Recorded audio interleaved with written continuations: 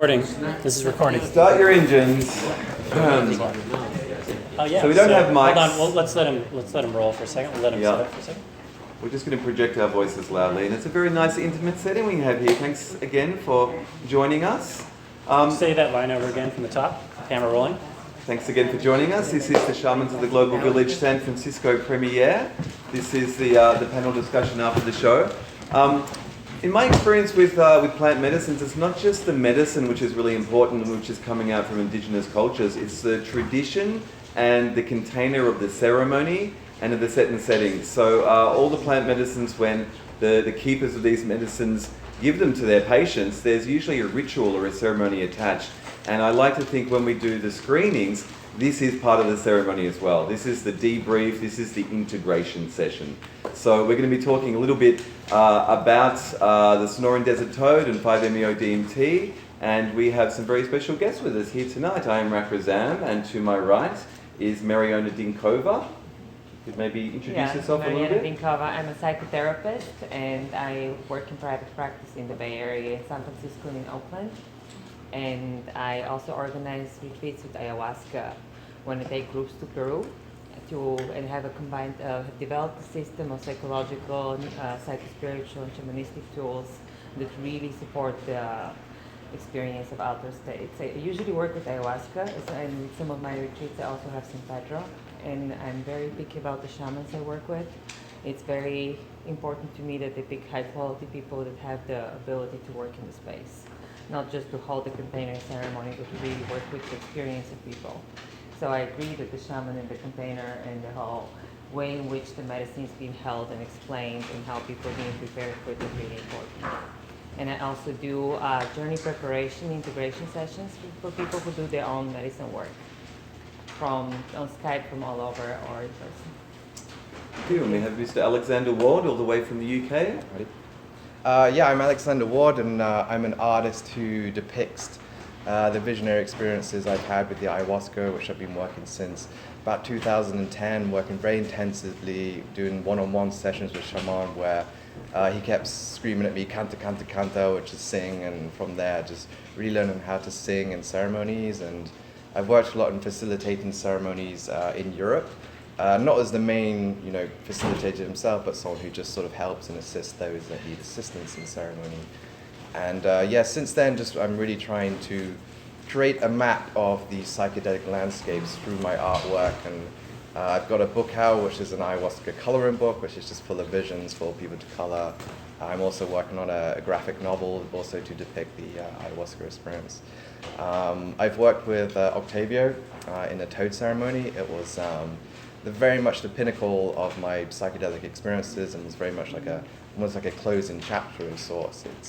It gained me that connection to oneness that I'd been seeking for a long time, that I'd had in little parts with things like psilocybin and ayahuasca, but this was the purest, most highly concentrated experience of that connection experience that I've ever had. And I also work with Divine Arts, the book publisher that published his book, The Toad of Dawn. And I'm happy to be here. Yeah, and Divine Arts was instrumental in helping us make this episode. So thanks to Ken Lee, who's here, and Alexander and Michael Weesey, our executive producer. So I'm Niles Heckman. I directed and shot what you just saw. So it's been a wild ride making this. It was obviously a very life-changing experience for me making it, and shooting it and being behind the camera doing all sorts of things. So I have a background working in various modalities in Hollywood, just trying to kind of stop working on giant crap summer movies and work on more kind of conscious, interesting things. So this is one of those efforts, and we're very proud of it. So,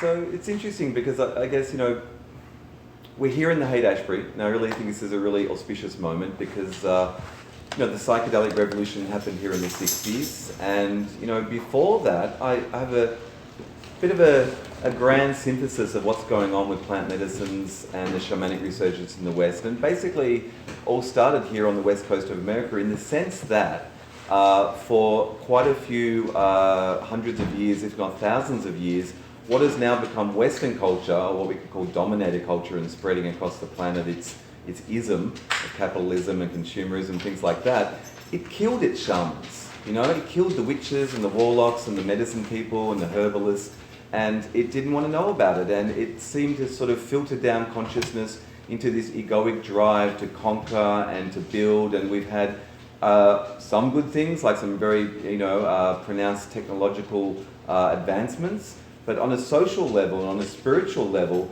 we have become very distanced from the earth itself and from the rhythms of nature and from the connection to nature. And so that sort of white picket fence mentality all the way up to World War II and post-World War II, it seemed to be, you can't suppress energy. Energy is not created or destroyed, it's just transformed. And in the Gaian matrix of the earth itself, that pressure of many, many hundreds of years of leaving, the bosom of the planetary intelligence seems to create an equal and opposite reaction. And so we had this revolution in consciousness out of the lab with LSD, which was pretty much, the epicenter was around what is now Silicon Valley in the West Coast.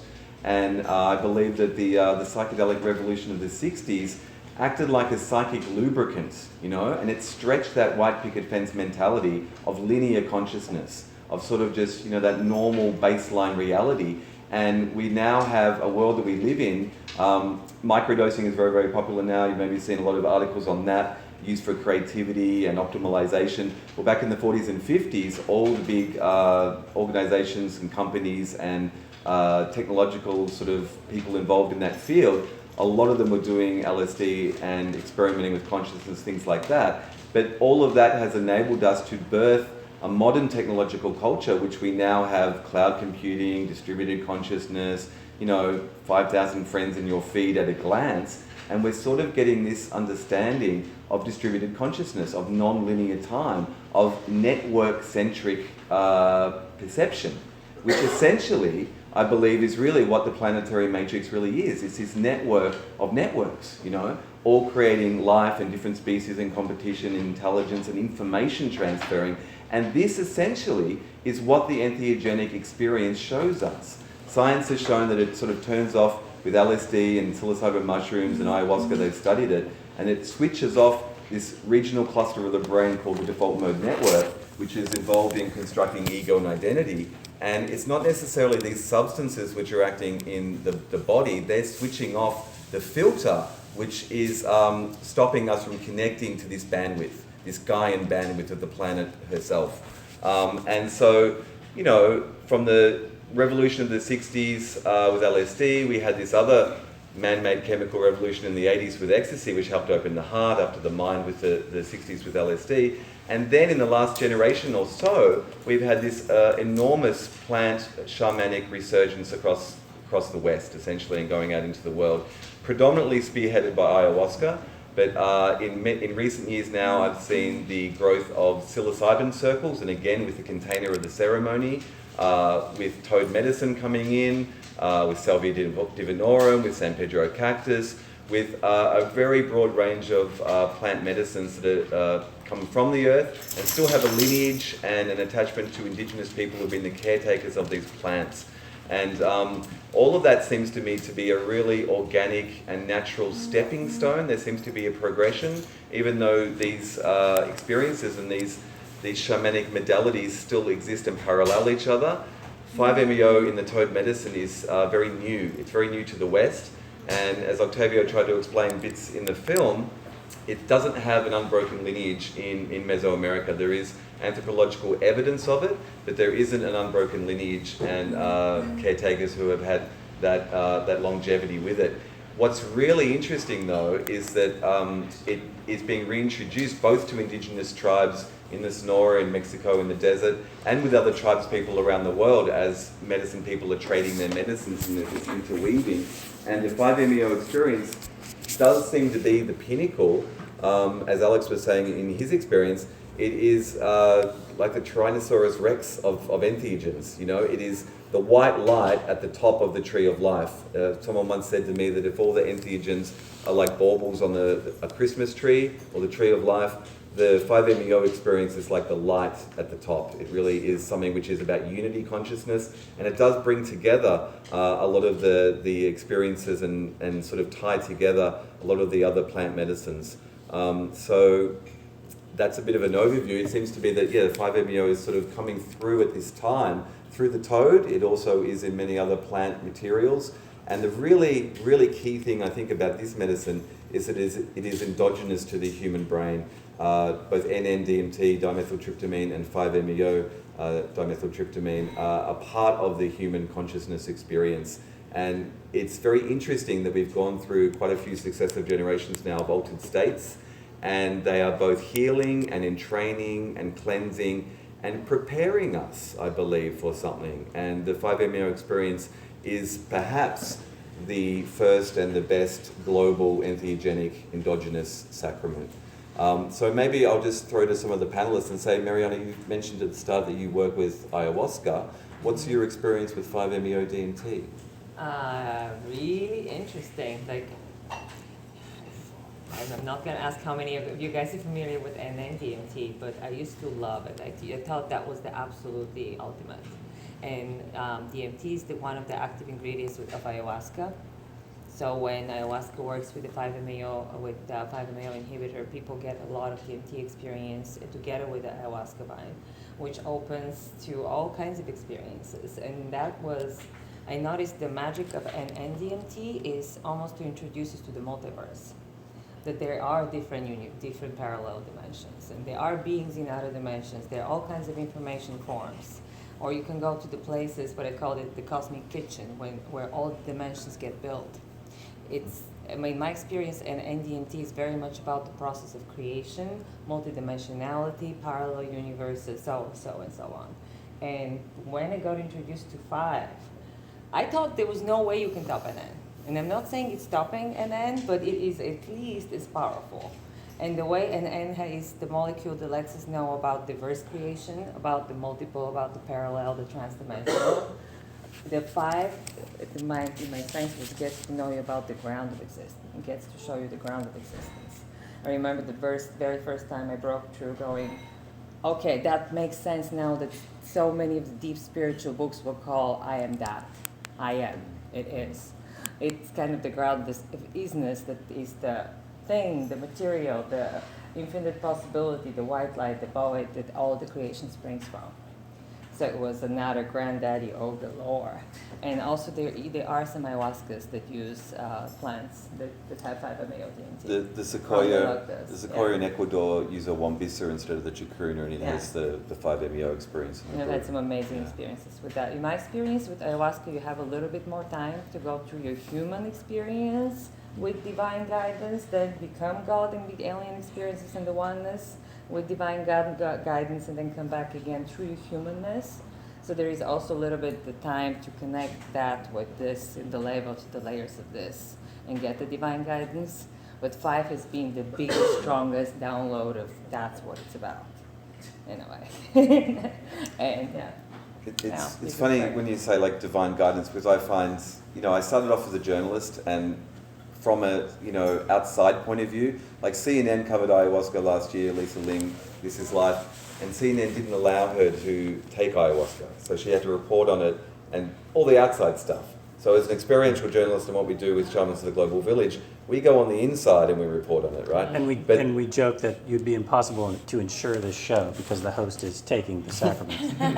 Cross your fingers and trust divine guidance. But the thing is, as deeper I go on the medicine path, you can't convey what's really going on unless you take these things. But also, the choice of words can be subjective. But there's a medicalization of psychedelics happening at the moment, which is necessary and good to reclaim these substances back into the Western, mainframe. But you can't narrow down what is happening with psychedelics or entheogens, which is Greek for invoking the divine within, revealing the divine within, without starting to veer into mystic terminology. And so I almost catch myself lately when I do lectures and talks, because when you say the divine experience or the white light or the oceanic unity consciousness, these words start to get really out there.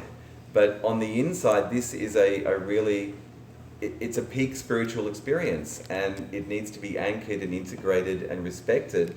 And on some level, it's information which I guess previous cultures, if it had an entheogenic experience, would create containers for in and outside a ceremony. like mystery schools, of to distribute this information and nurture the experience. And it's interesting that, you know, we have these experiences and that people who are drawn to it, I think many people come in search of healing with modalities like ayahuasca and the other entheogens, but the larger healing that really many people are looking for is to reconnect, you know, to reconnect to themselves and to their spiritual natures and to something bigger than themselves. And the plant medicines can do that, and the 5-MeO, the Sonoran Desert Toad, does that to the nth degree, and it is such a powerful, intimate, sacred reunion with a deep source. So I must apologise for the words, but yeah, I hope the documentary conveyed a bit. Do you think there's other methods of being able to translate those experiences? Because I know, I was just discussing it earlier, that when you put these things into words, it becomes very intellectual.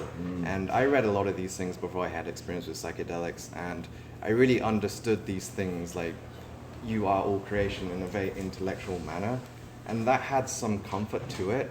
But it wasn't until I had experience the first time, which was with psilocybin, that it took it from an intellectual understanding to something I felt within every cell of my body.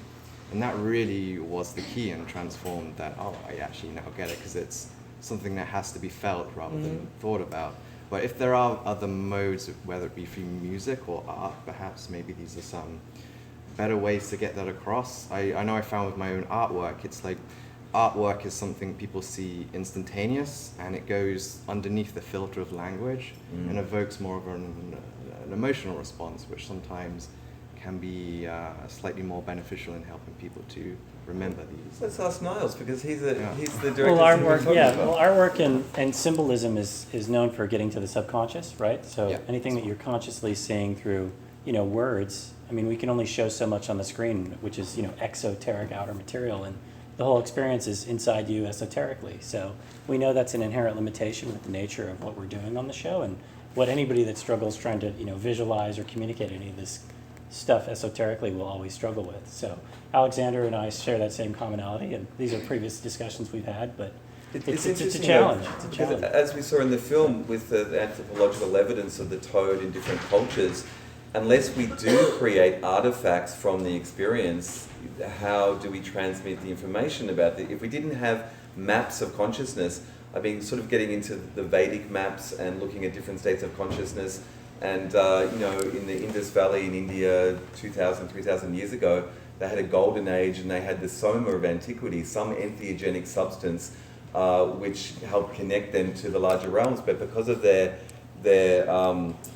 focus, they created a discipline, which is these meditation techniques and this map of different levels of consciousness and of the samadhi state, of the, you know, basically the peak 5-MeO experience.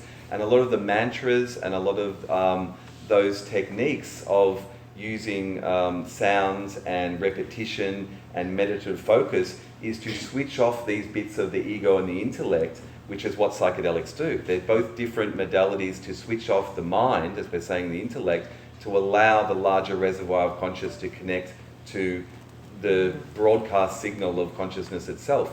So, yeah, it's a double-edged sword, but I think we also do need to create, or it's not that we need to create, I feel we can't help but create art from these experiences. And, you know, you could go all the way back to 50, 60,000 years ago on the cave walls, or maybe it wasn't cave walls, but when we first started to make representations of our experiences, perhaps this is where art comes from. Right? And then there is something powerful. I mean, you were saying, are there other ways? Because for me, some of my first transcendental, we are at one is God states were from Runner's High when I was 15.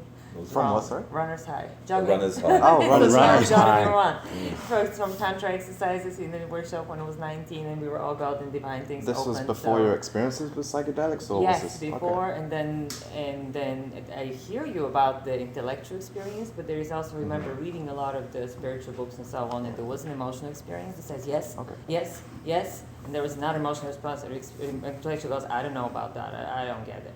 And I remember with doing ayahuasca and with other substances, it almost used it knew my whole library of knowledge. It knew which concepts I had, and it started explaining me. What is that thing? That thing they mean with being in the moment is this. You take the moment to get opens to a super hyperdimensional highway. You know what I mean? Like, that's what they were doing with being in the moment. And these things that you didn't understand about life and death being at the same time in the now, this is how time works and how time is simultaneous. You know what I mean? So almost it is good to have the intellectual base sometimes in order for the, I don't want to It say needs, divine you need guidance some- because often it comes like a voice that starts telling you what to do that knows way more than you do. So there is almost a sense of intelligence that gives you the experience that packs the knowledge, and then of course then from there you can want to create. Yes. So it's a good point because, you know, I like to say all paths lead to central source eventually, you know, and so you can do breath work, you can do tantra, you can do meditation, and all of these are not just valuable, they're necessary. So there's a whole generation, for instance, Lindsay Lohan, the Hollywood actress, had some personal trauma about 2 or 3 years back, and she explored ayahuasca to help clear that trauma in her. And then she tweeted to 8 million of her followers that she'd done ayahuasca. And so there's this vector that is happening where plant medicines, because they work in a way which Western pharmaceuticals don't, because they mask the symptoms. You know, they just work on that level, but they're not getting to the deeper levels of trauma. There's a Canadian doctor called Dr. Gabor Mate, who has worked with trauma and addictions for over 20 years in Canada, who is now working with ayahuasca as well. And he says, you know, at the root of all these addictive personalities and people with these addictive problems is trauma. And the trauma, in an indigenous sense, they believe that there's an energetic body, an emotional body, and a physical body. And when illness comes out, or dis-ease, you're in disequilibrium, it comes out in the body as the port of last call. It's because you've stored things in your energetic body or in your emotional body. And, you know, as humans, we're one of the only species that doesn't release it through shaking and getting it out in the moment. And that really is successful with plant medicines and with the entheogens, and they reconnect us. And there are different type of medicine. There are medicine which has, in the native understanding, it has a spirit in it. They're from the earth, and the earth is alive, and the earth, it's like an animist tradition, has these spirits. And with ayahuasca and that voice, is it our subconscious, or is it a deeper, older intelligence that is in the medicine from the planet, you know? Mm-hmm. And this is something or which... from beyond the planet. Or from beyond the planet. So all of this is really new for us in the West to discover. And there's this, you know, giant reservoir of this generation coming into the shamanic medicine community. And it's not just young people like in the 60s with perhaps the acid sort of revolution. It's really now all walks of life, all people, because we're hungry. We're hungry for something, you know, that is going to reconnect us. And it doesn't have to be plant medicines. I'm not saying we should all go out and do it. All 8 million of Lindsay Lohan's followers should go out and do ayahuasca. That's not the idea.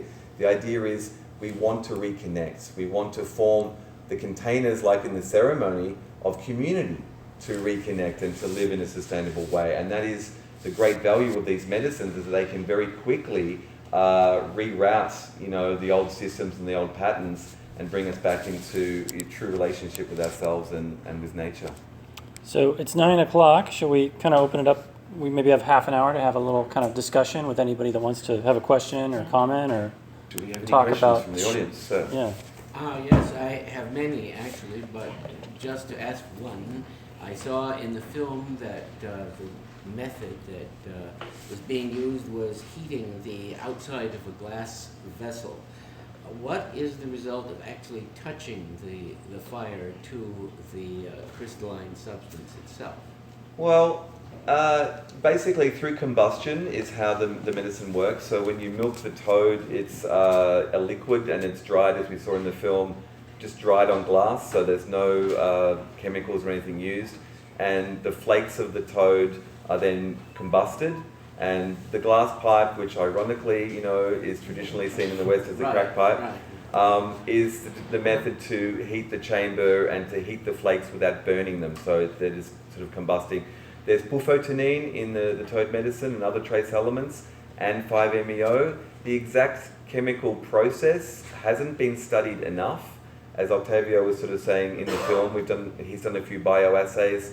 Around this time, as toad medicine came in my life and working with Octavio making the film, we also founded, myself and a few other people, an NGO, a 501c3 called the Terra Incognita Project. It's Latin for the invisible landscape. And so we're really actively engaged looking at the neuroscience, we call it neuroshamanism, what is the scientific fundamentals of this, what's happening in a bioassay, what's in the medicine.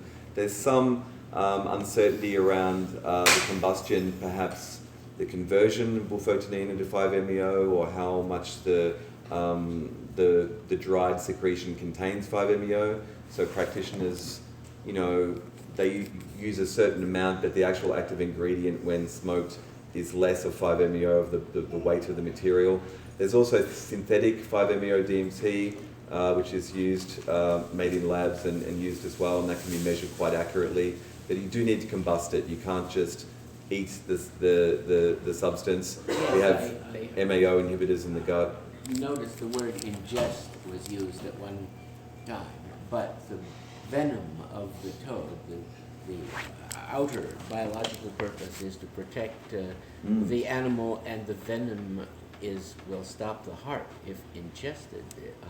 When smoked, it will not. But I also have heard that the substance should not be adulterated with anything, that the pipe shouldn't have the residue of anything else in it, and that the surface on which the venom is dried should be as clean and hermetic as possible. That would help. Yeah, I agree. Did you might have knowledge on this. Did Octavio not mention he was looking into evidence that it may be used in some kind of cave-like sweat lodges? That's why he took us to the cave at the end. And the residue architectural sites from Mesoamerica is a theory of his as well. Yeah. Yeah. It's, as he explained in the film as well, the burning rate is important. So the jet lighters with a high flame combust the material very quickly, so the full amount of material can be inhaled. When it disperses, it becomes less potency very quickly. So the theory is perhaps in ancient times people did use it in caves around a fire, but you'd need to use a lot of medicine. One thing also is that whenever we've seen it combusted, it's always done with these modern blowtorch flames, which they certainly didn't have in ancient times. So yes, how did and they what's get it in that hot? them, what Right. gas is added. Right, it's usually what you would do the souffle with type deal instead of. So that's another whole conversation. Yeah. Yes, sir. Does anyone ever mix these with an inhibitor to get the prolonged effect, like with Jenga? It's really dangerous. I mean, this is the thing. I mean, as these medicines come back into the West, they have the potential to transform the consciousness of the West. But at the same time, Western consciousness wants to sort of appropriate and dilute and make different ways to do them. The question was about Changa, which is a substance, a smokable substance, which contains N-dimethyltryptamine and maybe some ayahuasca shavings and other plants. And ayahuasca has Banisteriopsis carpi, the vine, and chacruna or other admixture plants containing the DMT, and the MAO, the effect of the ayahuasca acts as an MAO inhibitor, a monoamine oxidase inhibitor. We have, as I mentioned before, tryptamines in our brain. Like we mentioned in the film, Dr. Rick Strassman did tests over 20 years ago now with legal N-dimethyltryptamine, and was looking at perhaps this suggestion that it's involved in the process of dreaming when we go into that sort of realm in sleep time. When we have peak experiences at birth, death, or near-death experiences, the brain seems to release or flood the brain with tryptamines. Very interestingly enough, some native cultures have an experience of darkroom rituals, and the tantric master Mantak Chia still does this in Thailand. You can go to his ones, and they're increasing in popularity again around the world. They're done in Mexico now with other shamanic practitioners. But if you're in total darkness for 10 days, you will start to metabolize the melatonin in your brain, which helps create skin pigment and give you that sense of rhythm with the sun. And by about day 6, 7, you'll start to produce pinealine, which acts almost like an MAO inhibitor. It's a booster. And then the brain will spontaneously start to secrete endogenous 5-MeO DMT, and you'll have the peak experience of the white light, mystical unity consciousness. And then after it peaks and subsides, and then the brain starts to secrete N-dimethyltryptamine. You get the very visionary experience. So MAO inhibitors can even happen in the brain and in the body, but these substances are so powerful, It's not recommended, especially with the toad medicine, to use any MAO inhibitor. You can die. I've known of people that have had Syrian rue, another MAO inhibitor, directly before smoking and almost died, only because the nurse was on call and had the right things to calm him down. And as you mentioned before, it can put a very big load on the body, and it's not recommended for certain people with like heart conditions, blood pressure. So, you know, we said before, this medicine's coming back into the West, and there's not that unbroken lineage. It's really only the last, you know, Octavio's been working since 2012 or so. There's a lot more Mexican practitioners popping up and a lot more Western practitioners as well. And there's a whole body of knowledge which needs to be explored further. But I know a lot of the practitioners have a very fundamental duty of care and idea of best practices and how to bring this medicine to the West and to agree on the right standards and ways to work with it. And working with an MAO with this medicine is a big no-no in general. I think then as it starts to come in with more experienced shamanic community, there is an opportunity to extend the duration of the experience. But So it's about a 10 to 15 minute. it's very short lasting because it's native to the brain, it's recognized. Even though we're taking it from the toad, what you're actually doing is you're adding it to your endogenous tryptamines in your brain. Some people have higher thresholds and they need more medicine to break through. It's not always even a neurochemical thing. A lot of the time with the medicine, it can be about sort of your vibrational sensitivity or your openness, and maybe if you do have traumas or things like that, the armoring, the body armoring, and how you process it and how the medicine needs to process in you. If it needs to push out something in you that's blocked, and you know, and as we saw in the film, you know, it can look very scary on the outside, but people are having an incredible cathartic release and a very internal healing going on. So, And his purging doesn't really happen with NN, but it does with this. it's such an energetic shift. You know, you go from 0 to, you know, warp 10, and it can bring on that purging's a sense of getting back to equilibrium and cleansing as well. Is that It can part of happen, more? but it's not necessarily the usual, right? Yeah, What percentage of people would you say purge? it's hard to say. Everyone's very varied. Is it also because he's pouring water down people's mouths? Maybe Why don't it's we more- explain the water too? That's Yeah, always so that's a question. As the toad medicine, you know, comes back into the West, I'll get to it in a roundabout way. As ayahuasca came into the West, there's the indigenous tradition of doing it in the dark, with the ceremony, with the songs, steering the energy. That's still done, but I mean, the generation or so of Western practitioners who have been working with ayahuasca, many of them have been learning the icaros, the songs, and the structure of the ceremony.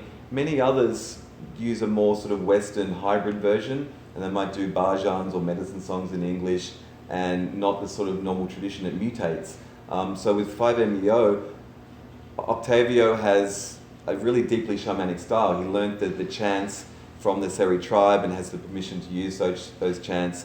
When I first sat with him in Australia 2 years ago, those chants really invoked and brought on, I feel that's where the lineage is in the songs, in the vibration that then attaches to everyone who's sung the song before and into what the song's calling in, the energies of that song. And I had a really profound experience of indigenous entities, ancestors almost there with me singing in the white void at the time. So it's a very powerful effect. With the water, it's his belief that, if people, sometimes you can stop breathing in the sense that you may be having an out-of-body experience, or maybe you're not stopping breathing, but it's just, is the automatic reflexes of breathing happening? If it's not, that's why he uses the water. Other people have been critical of that, of Octavio, but in general, a lot of the Western conversation around this, they don't do the tribal style, they don't do the shamanic style, they do a more ayahuasca style they've learned from holding the container in a Western ceremony, inside, sitting down, shanti music, holding space, which is wonderful and perfect. There are many, many pathways and many ways to do it, as long as the duty of care is there and looking after the person going through the experience. It is such a profound experience. It's a death and rebirth. It's essentially an ego death. It's not that you have to, it's the ego is faced with the absolute, and it melts away in the face of that. And so people can resist that. People can purge, people can be shaking and dancing and singing. And we saw in the film, Joelle in the film, the woman in the film, with the tongue and the all that is one of the Vedic things. There's a whole practice of doing, the meditation and releasing energy through the tongue. It seems to be that the energy of the tryptamine experience can come through the body and recalibrate, and it can create mudras. You know a lot about the mudras coming through. You want to talk a little bit about that? Sure, because there's also about giving it your body, and as well as the 5-MAO. And there is, in my experience, especially with NNs, but also with fire though, that if you give your body as a vehicle, almost as a vessel for it to move, it can create really intricate mudras, so to say, that really kind of go for the experience. You can feel almost the structure of experience and and your body starts transmitting it. You know what I mean? It's really beautiful to let it go.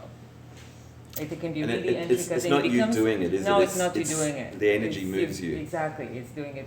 You're listening, it's following, and you're going, wow. And it kind of from the inside, but it creates almost like also interface in my experience.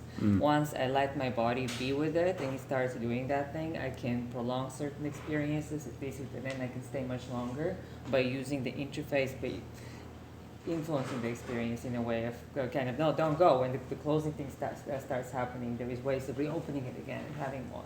With 5, there is also some of that. In my experience, it's not as like, and then it can be super precise. 5 is more like,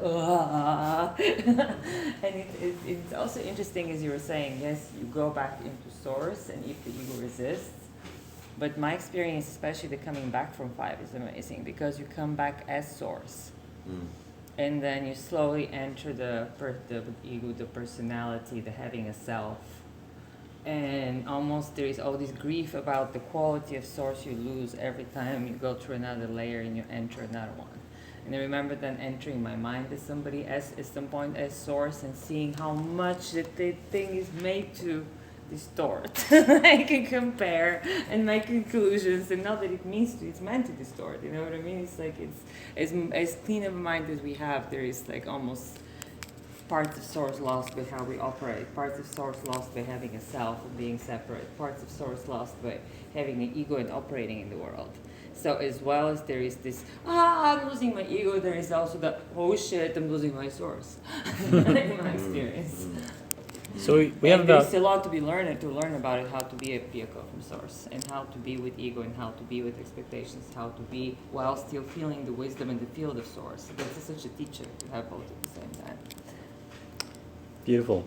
Well, we have about 10 minutes left, and then we can, spend the last... We're here till 10, and we can just kind of spend the last half an hour a little bit more casual, but do you want to maybe just mention the book while you're here, man? Like The Toad of Dawn? Yeah, Octavio's book.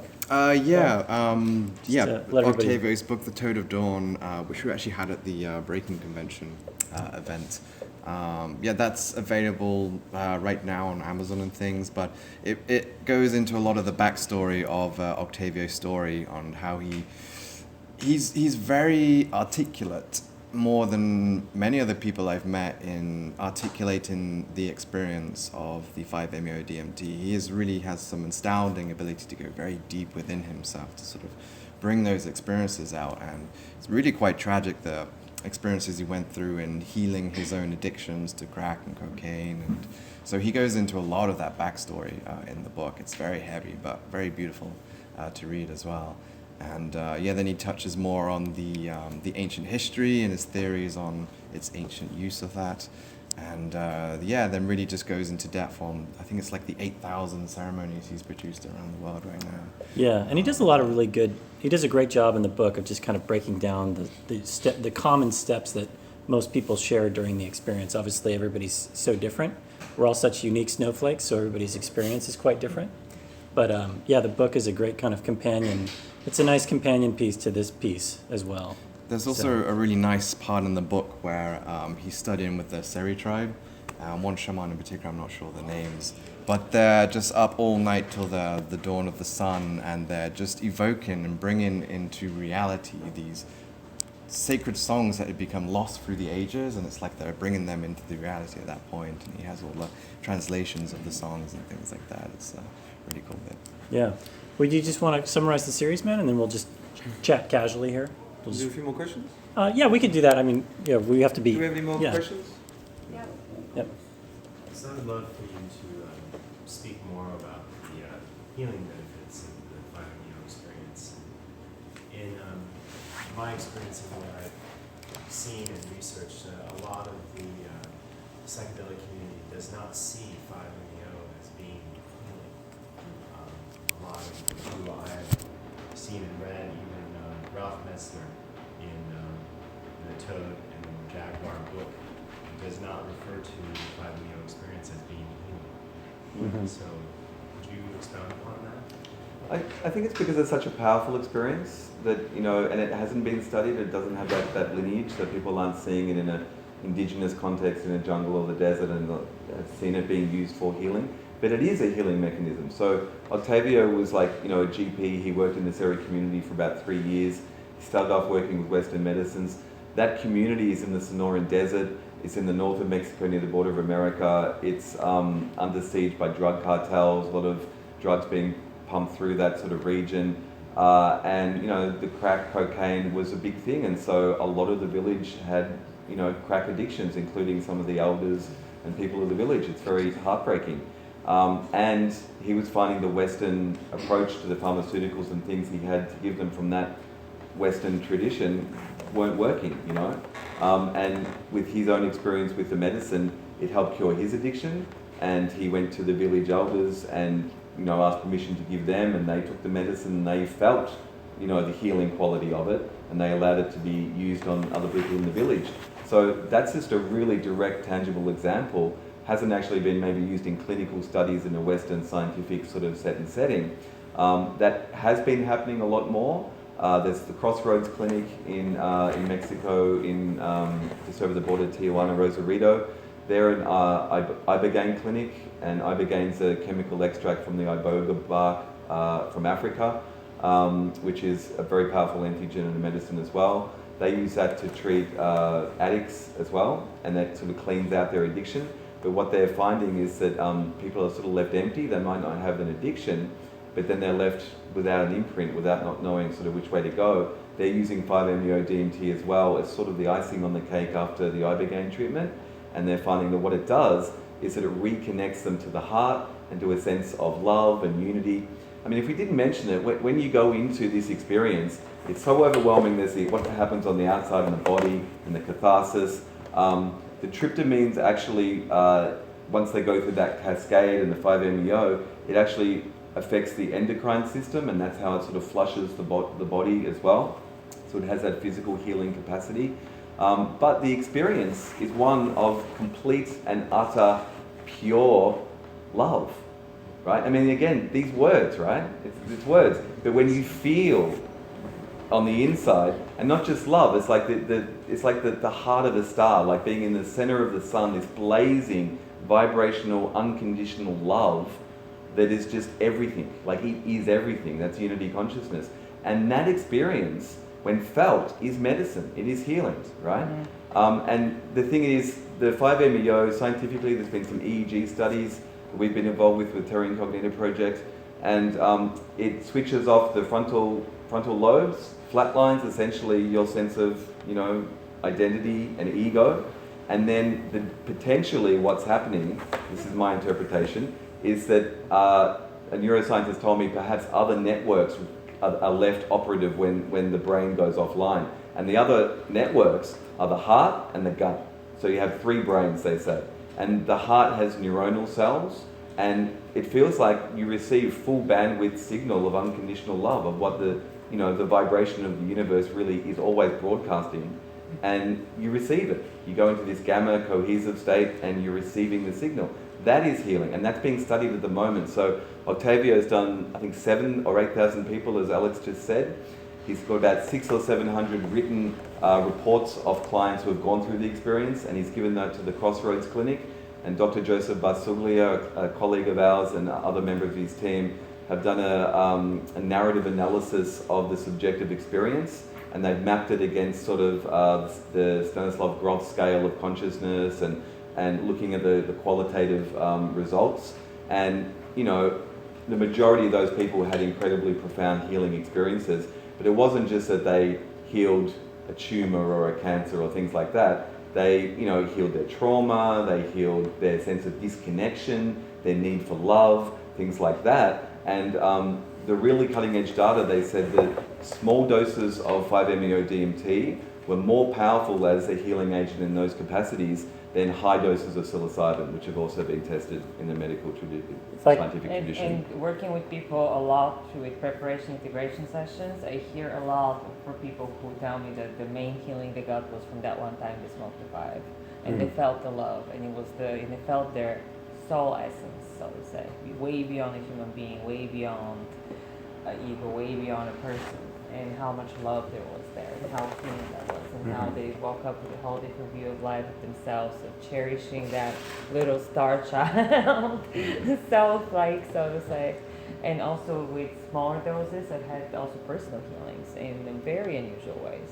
Like with my ex-partner, I remember on a smaller dose, we being together, looking each other's eyes, and suddenly feeling this humongous armor around my heart, which I had no idea I had, completely dissolved, like one by one by one by one, completely. And to let me know that that was about almost lifetimes of longing for romantic love, and now the longing had to stop. This protection because of what if I don't get it, what if it doesn't work. It came not only with a completely somatic experience of dissolving of this big thing I had no idea I had, and with the information about it and what it was holding, and afterwards it was such an opening. So it was like a physical experience, like a somatic energetic experience on the smaller doses. There is something to be said about go to the unified field, become everything, and come back going wow. But there is also a lot to be said about working in small doses where you have enough ego and enough source, and enough self and enough source that you can work in those realms with enough help from source and enough awareness about what you're touching and how to hold. Alex, you want to? Yeah, I was just going to say that the 5-MeO-DMT is just one half of the equation, and the other half is the person and individual themselves and their ability to surrender to that experience. You can hold on and not get the healing. It's the same thing with ayahuasca as well. It's not going to be this magic healing bullet unless you meet it halfway. And you've probably all heard accounts of very negative shaman, these brujos who send attacks to people. These are not healed individuals. They put their ego in the way of the experience and they use it to distort it. But if you allow it just to do its healing work and surrender to it, then I think that's when the healing comes in. And healing isn't just like, physical ailments, which is certainly a component of that, but it's more of, mental clarity and mental realizations of like, when we're so zoomed into the map in terms of our corporeal form and, the struggles of living in this, kind of corporate, imperial, like, capitalist, climate change, Trumpocalypse, deplorable excuses for human beings in political office society, you might as well blow your head off. But when you kind of look at things from a higher soul level, spiritual philosophy and the nature of reality gets much more exciting and interesting and magical. And then when you look at it from a more even zoomed out level of like a divine level, life gets very exciting and just interesting and amazing. So an experience on something like this can give you a very brief little window into looking at something from a divine level, from a much more zoomed out perspective. And that's more like mental clarity and mental healing, right? Because if we think that the nature of five sense reality is really what reality is, we may find that is a lot more illusory than we really, come to find. So an experience like this may be showing you a little bit more of what's real than you think. And that is very much a healing element too. We have a last question at the back. No, I just wanted to say, it's common also that people don't remember the experience. So because they don't remember it, they feel nothing happened. But it's really what unfolds after the experience. And a lot of times it takes something like a year or more for people to really be able to integrate what it is that happened. And in retrospect, they're like, oh yeah, that was a really healing experience. But initially it doesn't, they don't remember it, so it might be. That's one of the unique things about the 5-MeO-DMT and why I think it's the ultimate global endogenous entheogen, is that it's not just about the peak experience. Basically, because you're working with your consciousness itself and whatever the filter of the ego has been doing, there are cultures in time immemorial that had elevated states of consciousness that we've lost. And it seems like we're activating by flushing and doing a cleansing, on that level. And people have these, what they call reactivations, and it can be, in the week after the experience, or it can be months or even years after. And it's not necessarily like an acid flashback.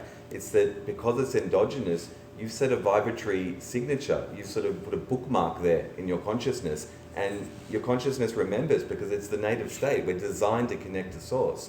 And so it's not just that it comes back spontaneously, it's when the ego's calm enough, you know, when you're sort of distracted from yourself, it's always there, it's always present. And so I believe that what the 5MEO experience is really doing, it's reweaving a relationship with the backdoor access between you and God, essentially. And that's always on. Once you've had this, you're on. And you may not know you're on, but it's there waiting for you to accept that it's there. And as more of us have this experience, it's creating a circuit, I think, within the whole species of this reactivation, you know, and we're all sort of coming back into that unity state of almost like perhaps what other tribes like Aboriginal Australians call Dreamtime consciousness. I don't know, this may be how it happens through modalities like these and through these experiences. Yeah, it's like nodes on networks switched on. When you're back here, you may be vibrating at a different, higher frequency or whatnot after having experienced it, because everybody that's gone through it seems like such an initiatory process, and your life's never the same.